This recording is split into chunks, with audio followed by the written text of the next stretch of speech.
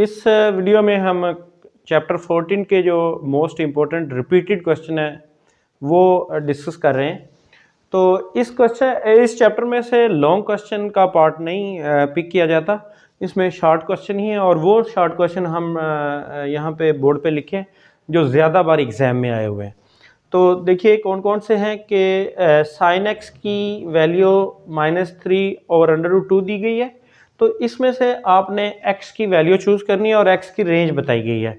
तो इस इक्वेशन को सॉल्व करना है। ये ट्रिग्नोमेट्रिक इक्वेशन है।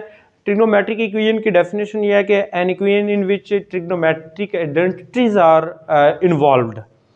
तो ये कोसिकेंट x की वैल्यू दी गई है, उसके लिए भी रेंज यही बताई गई है कि x की ये वाली रेंज है, और सीकेंट x की वैल्यू दी गई है, उसके लिए भी यही रेंज है। कोट की वैल्यू और यहाँ से थीटा आपने सॉल्व करना है, इनमें x सॉल्व करना है और इनमें थीटा। तो यहाँ पर थीटा की जो रेंज है वो ये दी गई है और ये tan स्क्वायर है। पहले आप tan की वैल्यू निकालेंगे स्क्वायर रूट करके, और tan की दो वैल्यू पॉजिटिव और नेगेटिव के लिए, और इसमें भी थीटा की यही रेंज बताई गई है 0 to 2π।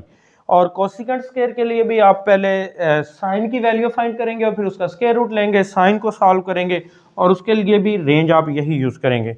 उसके बाद सीकेंट स्क्वायर थीटा है, तो सीकेंट स्क्वायर थीटा के लिए भी आप पहले यहाँ से कोस फाइंड करेंगे, कोस स्क्वायर थीटा, उसका स्क्वायर रूट लेंगे, प्लस माइनस में आएगा, उसके लिए भी यही रेंज दी गई है। ये वाले जो शॉर्ट क्वेश्चन है ये बार बार एग्जाम में आए हुए हैं, आप रिपीट करते हुए इन पर खसूसी तवज्जो कीजिएगा। अच्छा स्टूडेंट्स, हमने जितनी भी वीडियो डिस्कस की है ट्रिग्नोमेट्री के मतलब, उसमें हमने शॉर्ट क्वेश्चंस की स्टेटमेंट ज़्यादा डिस्कस की हैं।